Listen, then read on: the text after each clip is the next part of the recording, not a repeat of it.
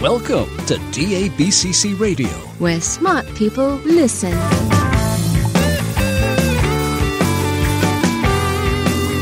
Virtualization and Cloud Talk, Featuring cutting-edge solutions from the hottest companies around the globe.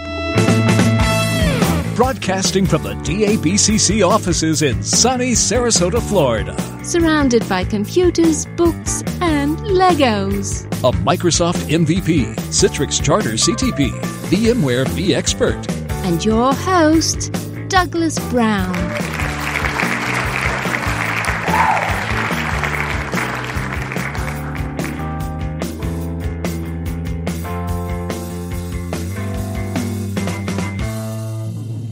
Everybody, and welcome to another episode of DABCC Radio. I have a great show for you today. I really do. I'm going to talk to you. I have no guests, and I want to introduce you and tell you about some really exciting news in my life, and hopefully for you guys too. So, boy, where do I start? As you might know, I've been doing DABCC for, 15 years now, although the site is actually 18 years old. On January 12th, we turned 18 years old. And what do I say? It's been an amazing 18 years. When I brought up the website to begin with, I actually brought it up to learn IIS. So I can sort of thank my entire career on Internet Information Server. Back then it was called Option Pack, if you remember that. And so I brought up a site to learn Option Pack, to learn IIS, and also to share a bunch of great information with you guys. To share what I was doing as a consultant, to share all this amazing and new phenomenal stuff that a company called Citrix was doing. And back then, that's how you pronounced it, right? There's this great company called Citrix. And they're doing some neat stuff. So anyway, I decided to bring up a website and share that stuff. And that's what I've been doing for so long. I took a little stint at Citrix, worked there in the early 2000s.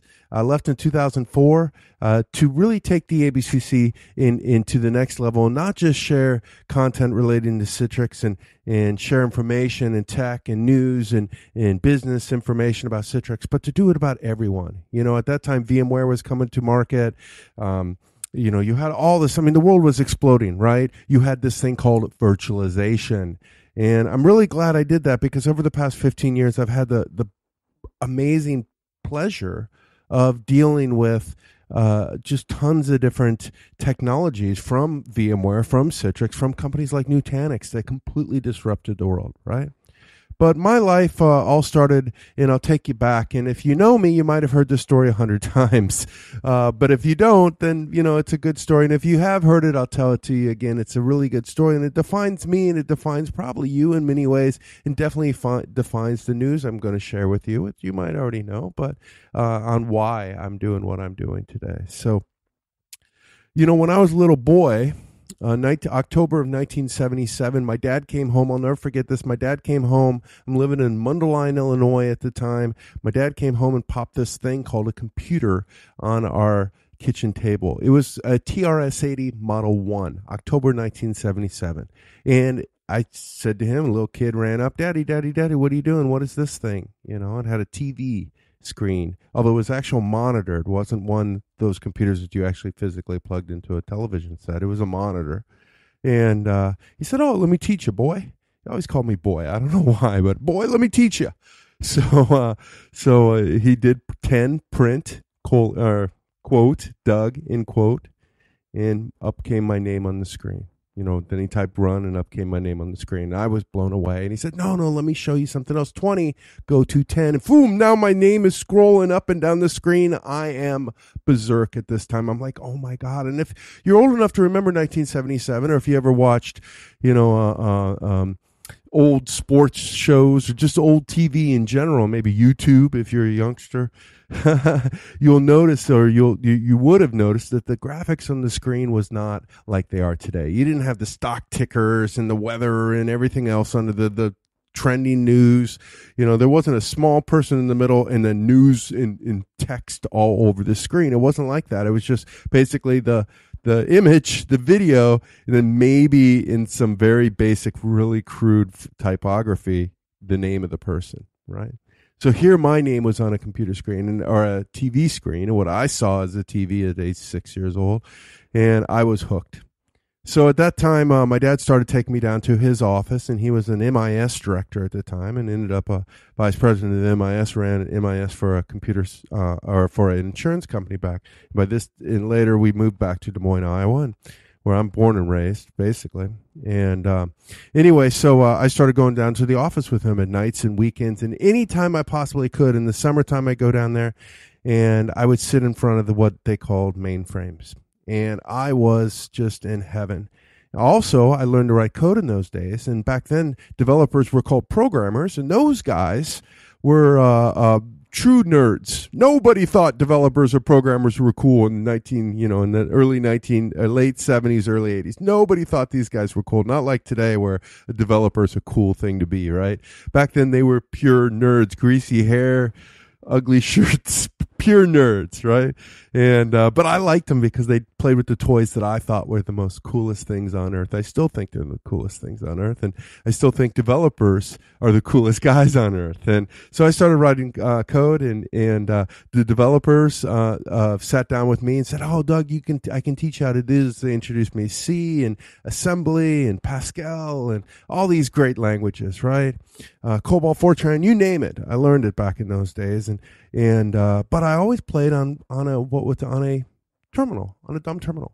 On a Televideo 950 was my first one. I absolutely loved this device. I thought it was the greatest thing my eyes had ever seen at that time, and what have you. I really loved it. So fast forward 20 years, and I'm walking out of my consulting company. By this time, I'm a tech. I left development because in the late 80s, development, you were writing financial routines and boring stuff. You weren't writing apps and cool things that were going to change the world. You were calculating finances in Des Moines, Iowa, which is, again, insurance city. So I decided to be a tech, and I got into tech work and worked my way up into being an engineer. And I was on my way out to the door to head home one day. And as I was walking out the door, my the lady that gives me all of our work orders, the lady would say, "Hey, Doug, you go here and go here, go here." "Hey, Doug, you heading home?" And I said, "Yeah." And she goes, "Hey, can you drop off this part at Company X?" And I said, "Yeah, sure, of course." And so I grabbed it, and it was on my way home, and stopped in and started talking to the guy. And if you know me, I like to talk. So hence, I'm talking to you right now.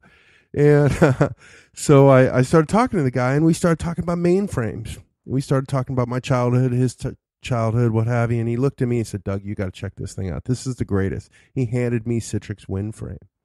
And this is 96, into 96, and I was hooked. Well, I took it home. Well, first I said, no, you don't need to give this to me. No, you keep this. I don't want it. He's, no, take it home. You'll love it. I remember the conversation so well. I remember standing there, and he was sitting in his chair at the cubicle, and I'm just sort of standing there chatting with him. He said, "No, take it with you. Install when you get home. You'll love it." So I went home, and I installed it, and I was hooked. At that point, I was hooked. And I thought this was the greatest thing ever. Again, the greatest thing my eyes have ever seen. I was wrong the first time. This is the greatest thing my eyes have ever seen. I've seen birth of two children. They're not a beautiful thing. The children are beautiful. The birth itself is not so beautiful. So there's nothing more beautiful than technology, in my humble opinion.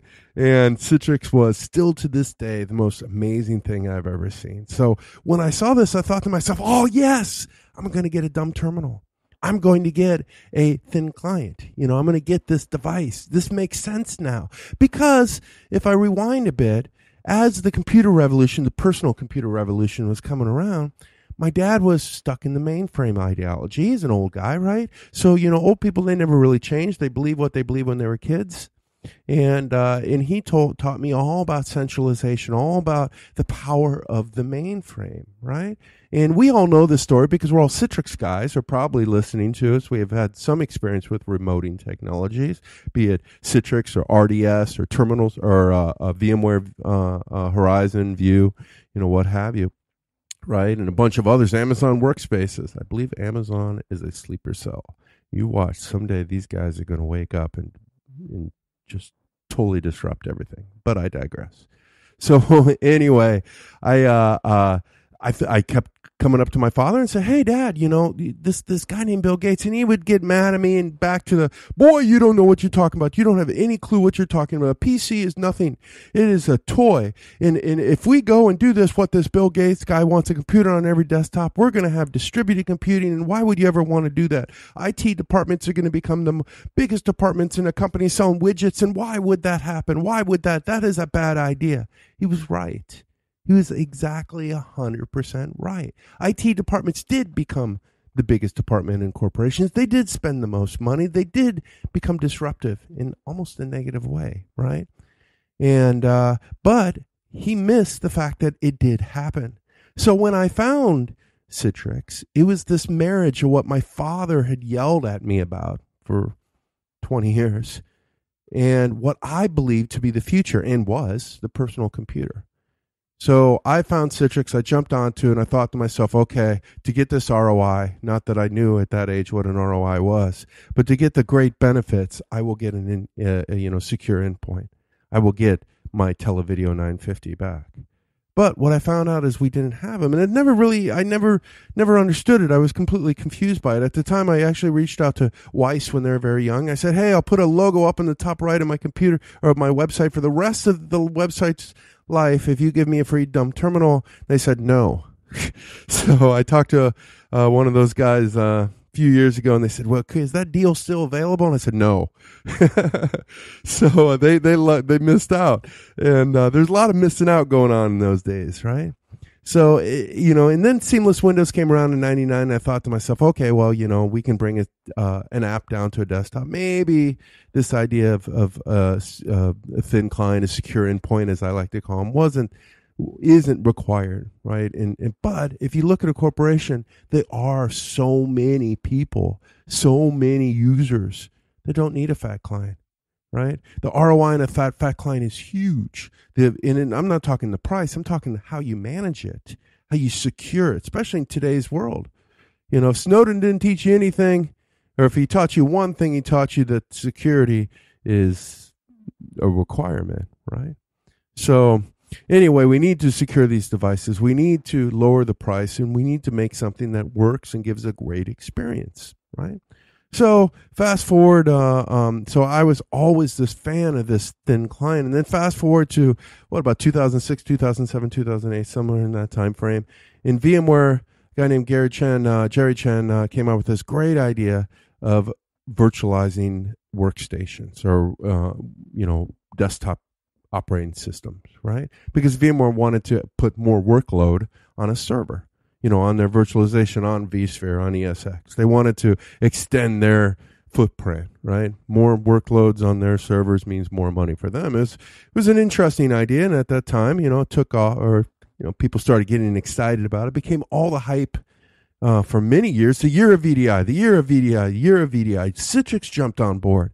Everyone jumped on board, all the hardware vendors, because one of the things was we were able to leverage those 16-way boxes. We were able to leverage all this computing power that was going untouched with traditional style of operating systems and traditionally how we did, let's say, at that time, presentation server, Metaframe presentation server, now called XenApp, right? So we moved into this VDI world. And when we moved to the VDI world, I was like, oh, great.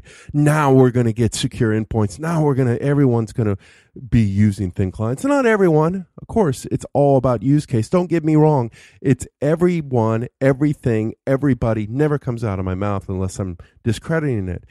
There is no solution for everybody, but there's a solution for the right problem, right? Or there's a solution for a problem.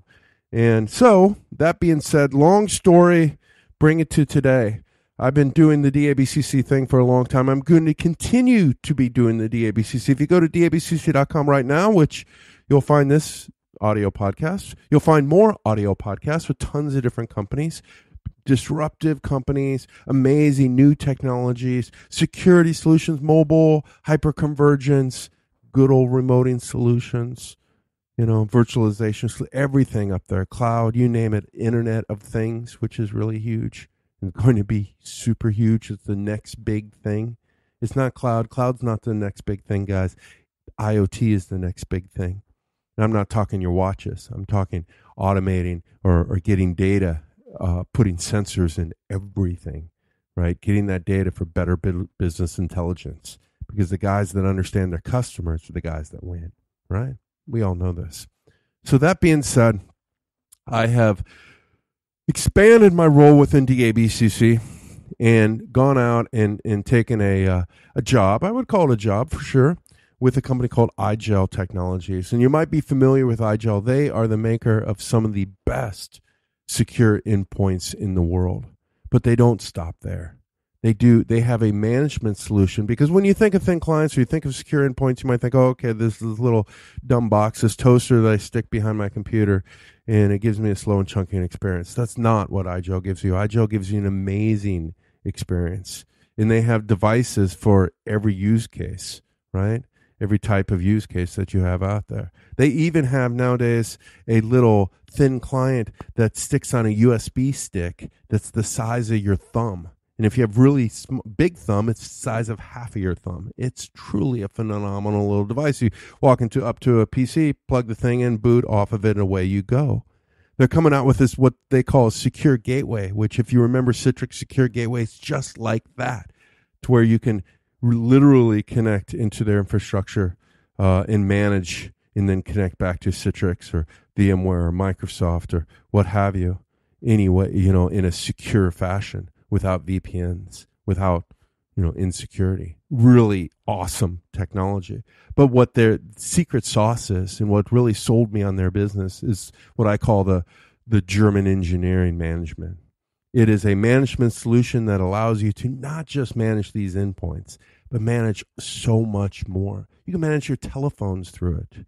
You can manage, in the future, IoT through it, right? All endpoints can plug into this very simple to use, extremely detailed and extremely thought through management solution. And I was so intrigued by that. And at the same time, there's a gentleman named Jed Ayers, and Jed, you might know him from AppSense, and before that he was in the channel for many, many years. And Jed is a mover and a shaker. And I was actually doing a podcast with Jed, and the podcast went south. We had a bunch of noise on the line, and we couldn't get it done. So we started talking, and he started telling me about all these changes they're making with Igel, how they're really moving away from just traditional hardware sales into expanding and promoting this amazing management solution that they have, moving into IoT, moving into managing other types of devices, and giving a very easy, simple solution for just point and drag, for creating policies, and then boom, popping a device in there, popping a phone in there, device in an IoT device in there, and then give them that user the access, the secure access that IT requires them, and thus making the user's life a heck of a lot simpler. So my job and one of my roles in life, and again, I'm still doing DABCC. Don't worry, DABCC is not going away. In fact, one of my deals with Igel is that we have to continue DABCC. They want that. I want that.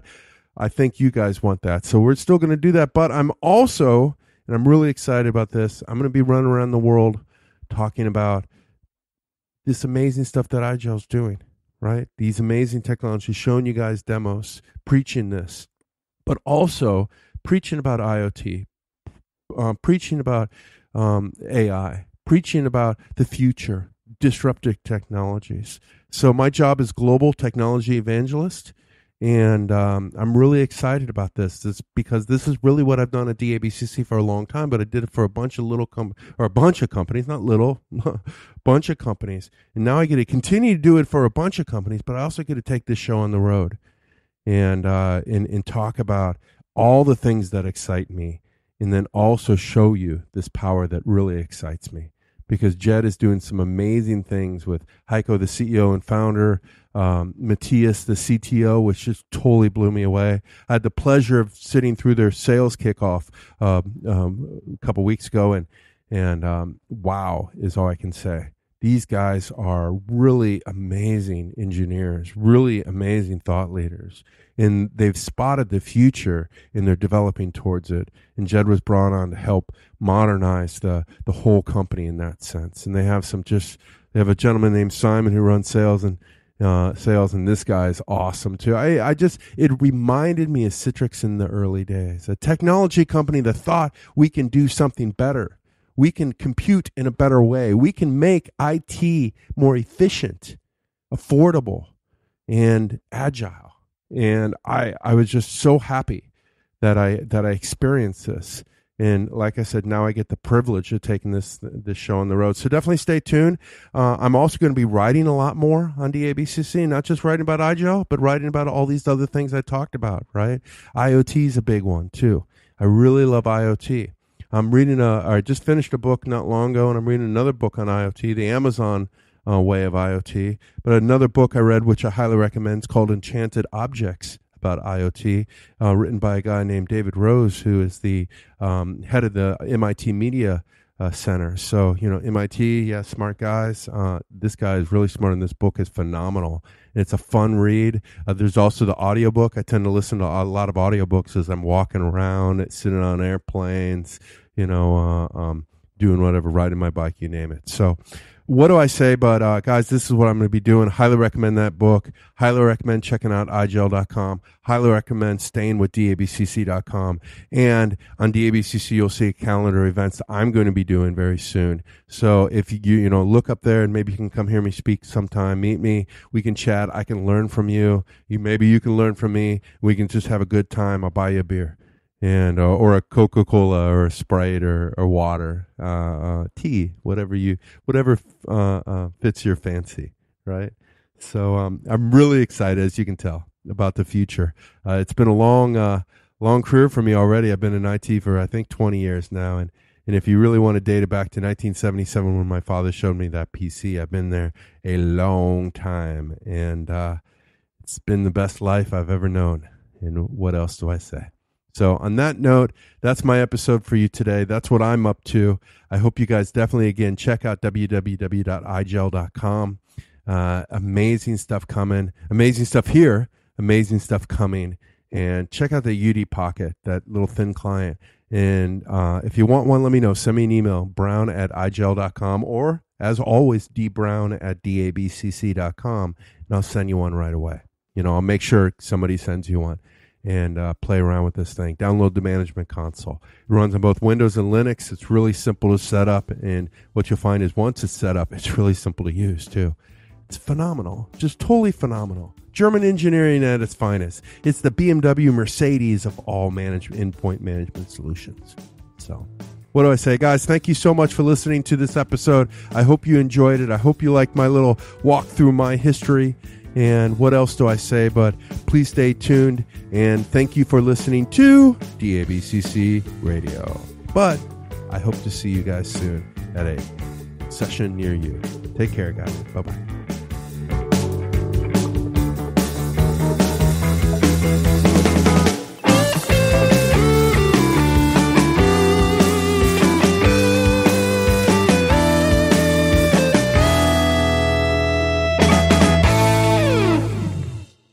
Say DABCC? DABCC.